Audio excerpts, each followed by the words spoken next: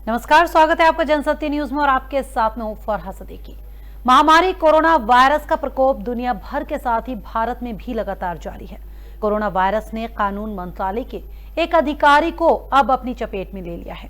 कानून मंत्रालय के एक अधिकारी के कोरोना वायरस से संक्रमित पाए जाने के बाद शास्त्री भवन की एक मंजिल को आंशिक रूप से सील कर दिया गया।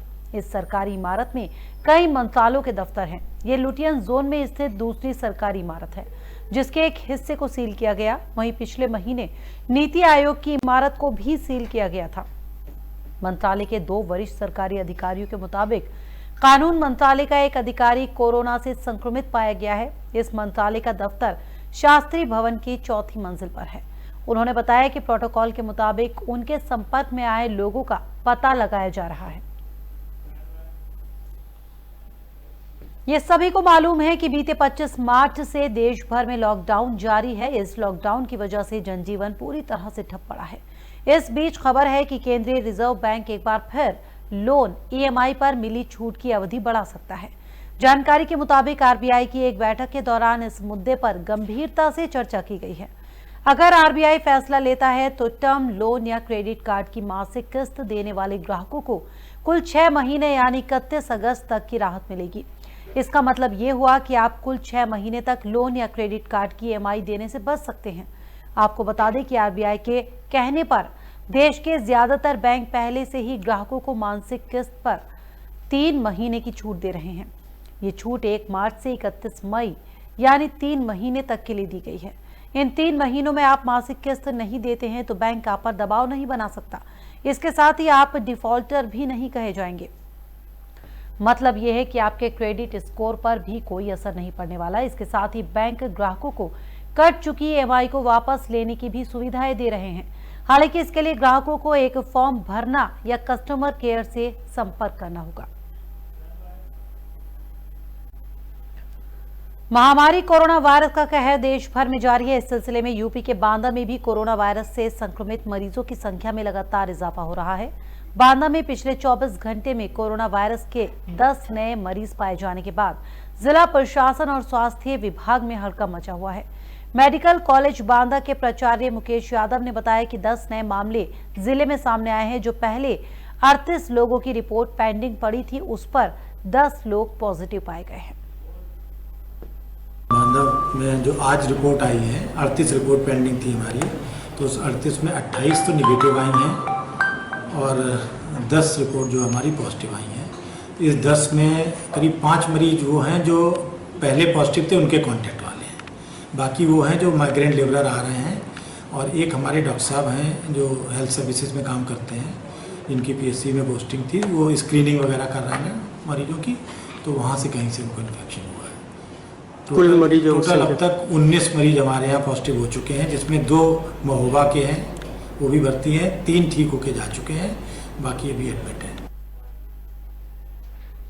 और वहीं यूपी के मथुरा जिले में बीती रात भरतपुर मार्ग पर उमरी गांव के पास एक तेज रफ्तार डीसीएम और ऑटो में जोरदार टक्कर हो गई। इस भीषण हादसे में मध्य प्रदेश के रहने वाले 7 श्रमिकों की मौत हो गई। मृतकों में 4 महिलाएं भी हैं, जबकि 2 घायल हुए हैं। दोनों घायलों को उपचार के लिए अस्पताल में भर्ती करवा दिया गया।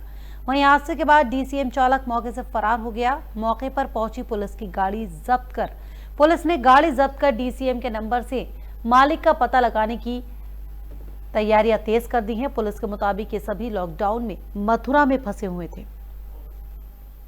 रात थाना मोगरा जनपद मथुरा में थाना मोगरा भरतपुर हाईवे में एक ऑटो और ट्रक में टक्कर हुई, जिसमें मौके पर 2 व्यक्तियों की मृत्यु हुई और हॉस्पिटल में ऑटो चालक सहित अन्य 5 लोगों की मृत्यु हुई। कुल 7 लोगों की इस घटना में मृत्यु हो चुकी है और 2 घायल हैं। अभियोग पंजीकृत कर लिया गया है, विवेचना प्रचलित है और घायलों को उपचार किया जा रहा है और मृत लोगों का पोस्टमार्टम कराया जा रहा है। और लोकसभा में कांग्रेस नेता अधीर रंजन चौधरी को लोक लेखा संसदीय समिति का अध्यक्ष नियुक्त कर दिया गया है। इसके साथ ही लोकसभा और राज्यसभा के 19 अन्य सदस्यों को भी समिति के सदस्य के रूप में चुना गया है। इस संदर्भ में एक नोटिस जारी किया गया है। लोक लेखा संसदीय समिति में चुने गए सदस्यों में 14 लोकसभा से नियुक्त किए गए हैं। वहीं राज्यसभा से 5 सदस्यों को नियुक्त किया गया। समिति का कार्यकाल 1 मई 2020 से शुरू हो चुका है, जो 30 अप्रैल 2021 तक रहेगा।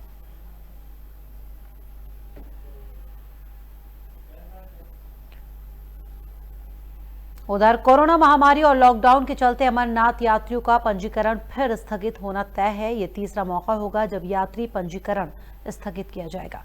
अमरनाथ यात्रा पर भी संशय बना हुआ है। श्री अमरनाथ श्राइन बोर्ड की ओर से यात्री पंजीकरण को स्थगित करने की आखिरी तारीख 4 मई थी, लेकिन बोर्ड की तरफ से सोमवार देर शाम बोर्ड की वेबसाइट पर नई तिथि की घोषणा नहीं की गई। बोर्ड अधिकारियों के मुताबिक पंजीकरण तिथि पर मंगलवार दोपहर तक फैसला किया जाएगा। इससे पहले बोर्ड की ओर से लॉकडाउन के चलते यात्री पंजीकरण 15 अप्रैल तक स्थगित किया गया था। बाद में फिर से लॉकडाउन के चलते इसे 4 मई तक स्थगित किया गया था। केंद्र सरकार की ओर से अब लॉकडाउन 17 मई तक कर दिया गया है। इस कारण बैंकों में यात्री पंजीकरण संभव नहीं होगा। वहीं कोविड-19 ने सबसे ज्यादा कहर दुनिया के सबसे शक्तिशाली देश यानी अमेरिका में दिखाया। पूरी दुनिया के करीब 1/3 कोरोना मरीज अमेरिका में ही हैं। यहाँ 12,12,000 से ज्यादा लोग कोरोना से प्रभावित हो चुके हैं। इस बीच अमेरिका से एक राहत भरी खबर सामने आई है। पिछले 24 घंटों में मौत का आंकड़ा पिछले 1 महीने में सबसे कम आया है। बीते 24 घंटों में अमेरिका में 1015 लोगों की मौत हुई है। न्यूयॉर्क, न्यू जर्सी, कैलिफोर्निया में सबसे ज्यादा मामले देखने को मिल रहे हैं। वर्ल्डोमीटर के मुताबिक अमेरिका में कोरोना वायरस के मरीजों की तादाद रविवार सुबह तक बढ़कर 12,12,835 हो गई। वहीं कुल 69,921 लोगों की मौत हो गई है। हालांकि 1,88,000 लोग ठीक हो गए हैं। अमेरिका के न्यूयॉर्क शहर में सबसे ज्यादा 3,27,374 केस सामने आए हैं। तो फिलहाल इस बुलेटिन में इतना ही, लेकिन हमारे और वीडियोस देखने के लिए जनसत्य न्यूज को सब्सक्राइब करें, शेयर करें और लाइक करें। नमस्कार।